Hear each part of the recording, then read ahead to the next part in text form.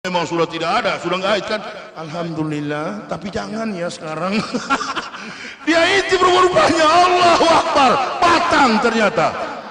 Sama-sama laki-laki, karena waktu melamar pakai cadar. Nah, ini kalau boleh. Ya, Maryam ibunya Isa pun pakai cadar, rajin sholat 2 waktu, mengandung pun dia sujud terus menyembah kepada Allah sampai lahir anaknya. Maryam itu terkenal wanita yang tidak melepaskan cadarnya, tidak melepaskan jilbabnya. Maryam, ibunya Nabi Isa. Bapaknya siapa? Nah, ini yang kafir marah. Lapor Habib Rizik. Bidannya siapa? Nggak tahu. Dia lapor. Bidannya Ananias dan Safira. Datangnya Nabi Isa mempunyai 2 tugas. Tugas yang pertama menyampaikan supaya Israel hidup sesuai jalan tauhid, dan kedua ingin menyampaikan mimbadismuhu Ahmad, akan datang seorang Rasul yang bernama Ahmad, Nabi kita Muhammad sallallahu alaihi wasallam. Wa idzqala Isa bin Maryamah ya bani Israila ini Rasulillahi ilaikum musaddiqan lima baina yadaya minat Taurat basisram bi rasulil ya'ti min badismuhu Ahmad. Untuk datang Nabi kita Muhammad sallallahu alaihi wasallam. Isa berkata, wa ja'alani mubarakan aina ma kuntu ausani bi salati wa zakati madumtu haya. Saya, kata Isa, adalah orang yang diberkati. Allah memerintahkanku mendirikan salat, menunaikan zakat madumtu haya, seumur hidupku. Orang kalau sudah salat dan membayar zakat, Kristen atau Islam? Kristen atau Islam? Buka saja nanti di surat Maryam ayat 30 sampai 31. Nabi Isa agamanya Islam. Lalu siapa yang ajar Bapak Ibu selama ini Isa di Kristen? Al-Quran sudah lama itu, Bu, bukan baru. Sudah lama Al-Quran menginformasikan siapa yang mengajarkan selama ini Isa di Kristen. Di sana bukan Isa, Yesus Kristus. Jangankan Nabi Isa, Yesus Kristus juga nggak ada yang tahu tanggal lahirnya. Ini kan mau mendekati apa tadi? Natal. Tadi saya potong rambut masuk di mall apa itu? Hermes atau apa itu? Nah, saya mau potong rambut. Saya mulai lihat ada pohon-pohon pernak-pernik, ya itulah. Ingat saya dulu ini. Pohon terang, nostalgia.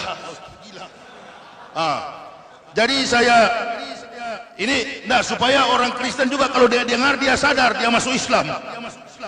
Ini pendeta yang mengatakan, seorang teolog Kristen terkemuka di dunia. Dia mengatakan sampai hari ini, Dr. Abineno mengatakan seorang teolog Kristen terkemuka, sampai hari ini kita tidak tahu secara pasti tanggal, bulan, dan tahun berapakah Yesus itu dilahirkan. Lihat ibadat jemaat dalam abad-abad pertama, Badan Perpustakaan Kristen, Jakarta 1961, halaman 64. Orang Kristen sendiri tidak tahu. Pendeta kaliber, semua pendeta di dunia, termasuk di Sumatera Utara ini, nggak tahu kapan, tanggal, bulan, dan tahun berapakah Yesus dilahirkan. Jangankan Isa, Nabi Isa dilahirkan 6 sebelum Masehi. 6 sebelum Masehi, bukan tanggal 25 Desember. Nabi Muhammad dilahirkan 20 April tahun 571. Rentang waktunya 576 tahun.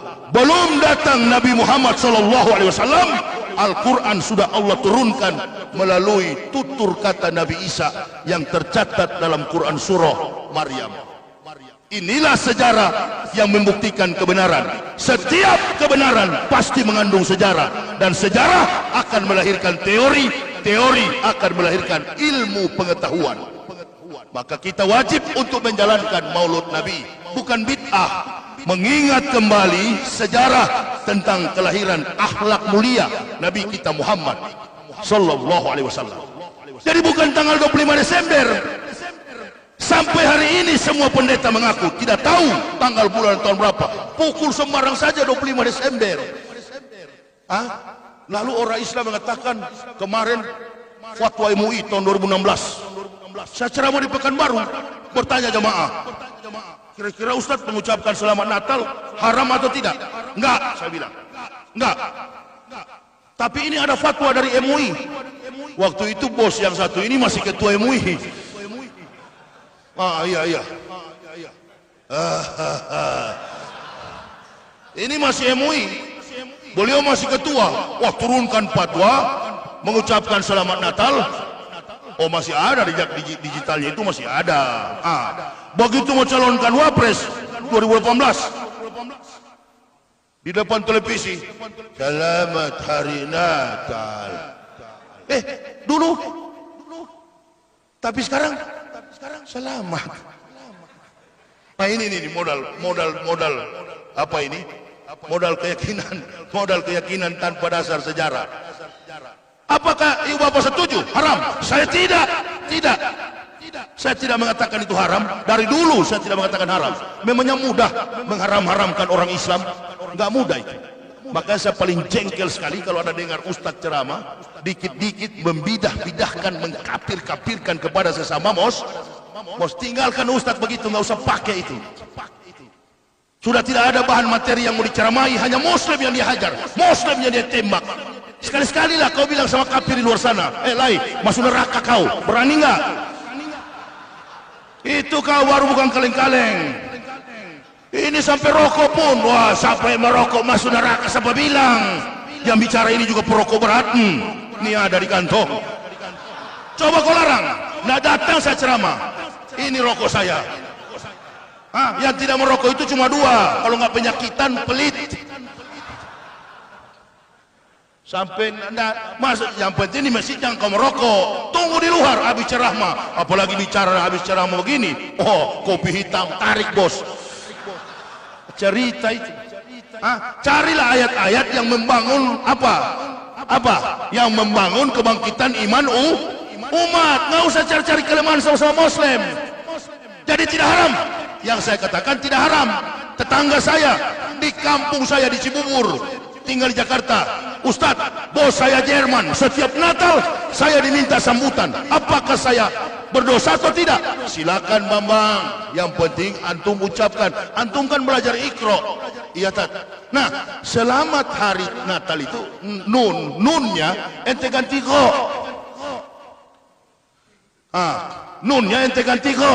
Selamat tahun baru ba diganti go. Jadi bunyinya gimana Ustaz? Selamat. Ente pura-pura sariawan. I'm sorry mister, excuse me. Anak sariawan.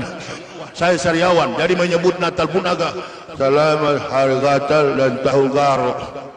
Jadi kenegarannya tidak haram. Tidak haram kenegarannya ya. Selamat hari Gatal dan tahun. Karena kalau gatal harus dicakar, digaruk. Iya kan? Jadi dirubah. Kita kan belajar Iqra semua. Kesimpulan jawabannya, orang Islam menyebut selamat Natal bukan haram, sedangkan kafir saja tidak tahu. Jadi kalau kita ikut-ikutan mengucap selamat Natal, berarti kita golongan sama-sama goblok dengan kafir. Sejarah, dan dia sendiri yang mengatakan, saya cuma menyebutnya. Jadi jangan marah lagi sama saya. Besok-besok marah lagi di YouTube. Ayah itu pembohong. Pembohong bagaimana? Pendetamu yang ngomong, ini ada.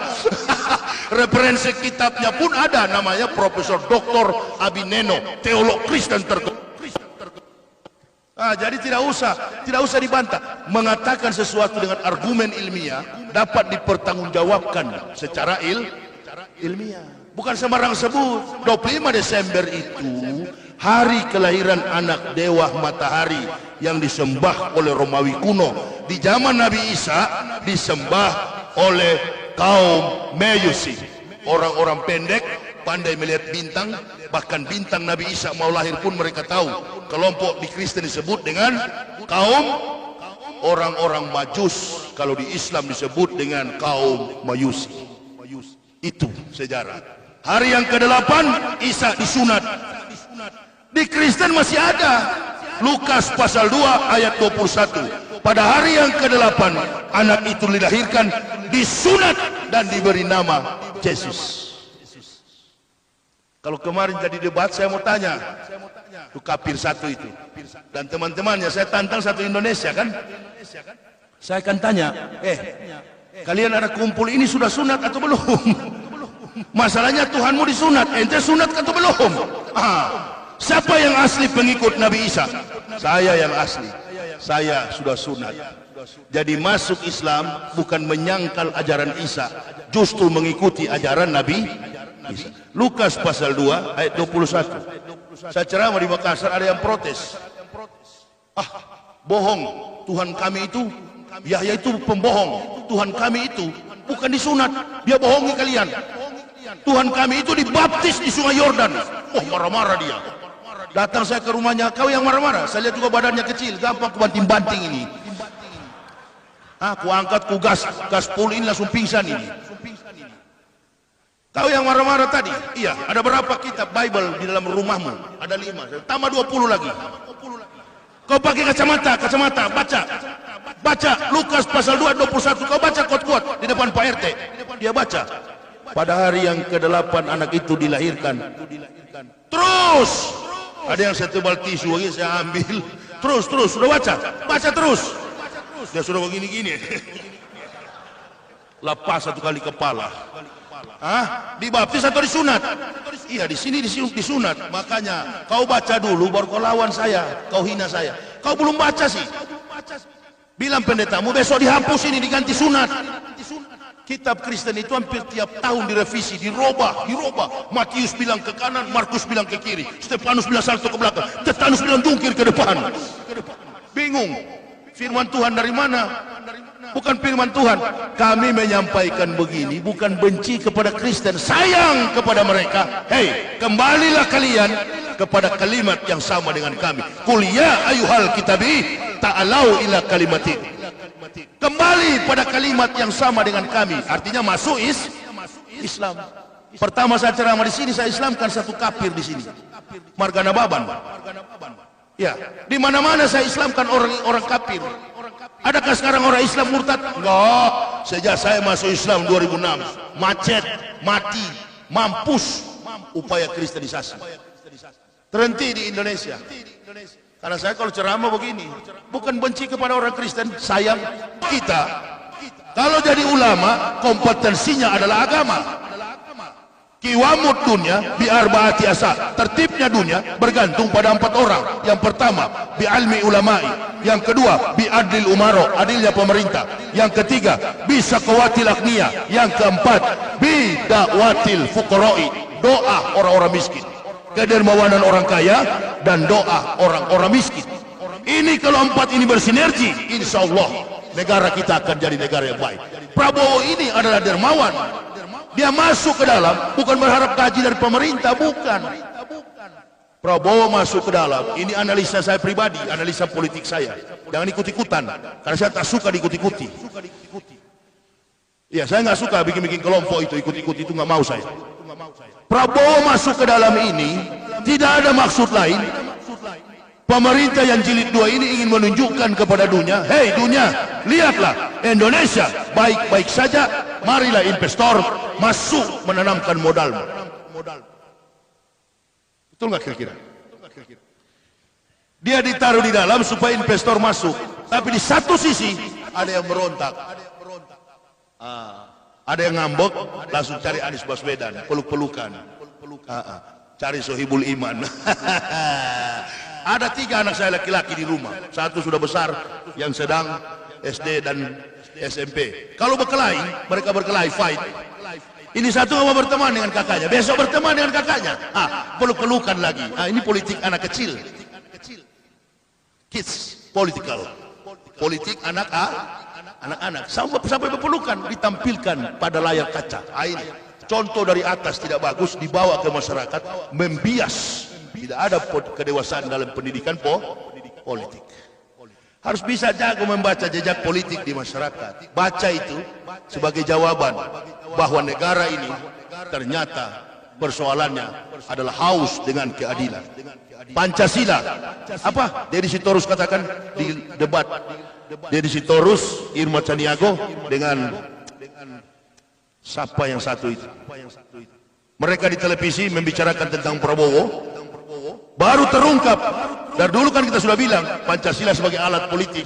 Baru malam itu Deddy Sitorus katakan dari anggota PDIP, Pancasila itu kan cuma tarian politik. Mulut mereka yang mengaku. Lihatlah kalau kekuasaan Allah.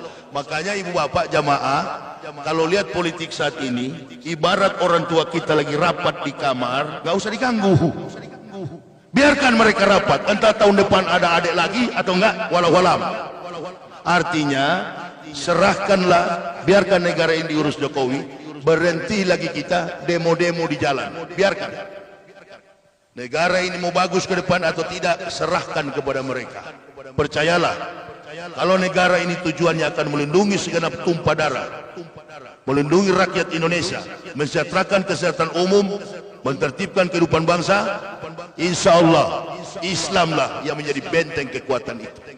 Artinya satu jalan keluarnya, Pak Jokowi harus lebih jujur kepada agama Islam. Rangkul umat Islam ini, karena ini umat yang betul-betul memberikan sumbangsi besar bagi kemajuan negara. Tapi kalau tiap saat di televisi dicubit, cadar ukuran kaki celana, pemerintah tidak punya hak untuk mengurus keyakinan orang beragama dalam satu negara. Pemerintah hanya mengatur administrasi. Terkait dengan tindakan pidana, itu urusan polisi. Makanya kita masyarakat jamaah jangan mau diadu domba dengan polisi. Bagaimanapun mereka juga Muslim itu. Bawa bom di Polres, yang dilempar bom, yang mati Muslim. Sampai di sana bukan jihad, kurang ajar itu. Karena yang mati juga saudara Muslim. Hindarkan itu. Bukan begitu kalau berjuang Islam. Kalau berjuang berdakwah begini, katakan kepada kafir, kau masuk neraka, Muslim masuk surga. Nah, itu laki-laki itu. Berhenti lagi menjustis sama-sama Muslim. Maulud Nabi itu bukan bid'ah. Maulud Nabi itu adalah esensial daripada kemurnian ketinggian iman Islam kita. Apa itu? Orang Islam yang hebat itu bukan jago pidato, bukan di dadanya bersarang 30 juz, bukan di kepalanya ada ribuan hadis. Orang Islam yang hebat karena pandai bersyukur. Jadi ilmu tentang maulud ini esensialnya adalah syukur. Biar kau jago pidato, biar kau ulama, kalau kau tidak pandai bersyukur, Allahu Akbar, habis selesaikan. Biar kau juga masyarakat jamaah biasa, tukang beca, pandai bersyukur, datang waktu sholat berjamaah, hidup sesuai dengan tuntunan Quran dan hadis, insya Allah itu yang lebih mulia di hadapan Allah dan Rasul. Saya kira ini yang bisa saya sampaikan jamaah. Malam sudah larut malam ini, insya Allah besok lagi saya masih lama di kota Medan. Mudah-mudahan nanti kita bisa jumpa pada besok hari lagi. Besok jadwal saya 2 itu, zuhur dan malam. Dan tanggal 17 saya juga lupa di mana tempatnya. Ini pun tadi saya sudah lupa alamatnya. Ya. Tapi lihat di Google, ada teman saya yang FPI Rahim itu, sudah lama ikut saya dari si Rahim ini, orang FPI. Dulu sampai kami ceramah ke Aceh sana. Karena ngantuk, baru dia sadar, aduh Ustaz, memang tidak gampang ikut ente ya. Berangkat dari sore, pulang sore lagi. Sampai tertanduk-tanduk dia di mobil begini. Ada juga kemarin saya ke Tapsel sana, Tapanuli Selatan, sini, Labuan Batu Selatan, dari Tebing Tinggi. Orang FPI juga, Amir Sitompul. Waduh, dia bilang, Ustaz, saya mau berjihad, saya mau ikuti Ustaz. Kau mampu? Insya Allah, bismillah. Pulang dari Kota Pinang, baru 1 meter jalan. Kenapa Mir? Ada betul Ustaz bilang. Mir, sudah 3 sopir saya, 2 hepatitis B, 1 innalillahi, 1 mati. Begitu saya bangunkan kuliah subuh, sudah tidak ada nyawa. Sampai polisi panggil sama saya, Ustaz tidak niaya. Lihat aja kalau bekas ada niaya. Dia sopir saya habis. Atau ada jemaah mau coba, mari.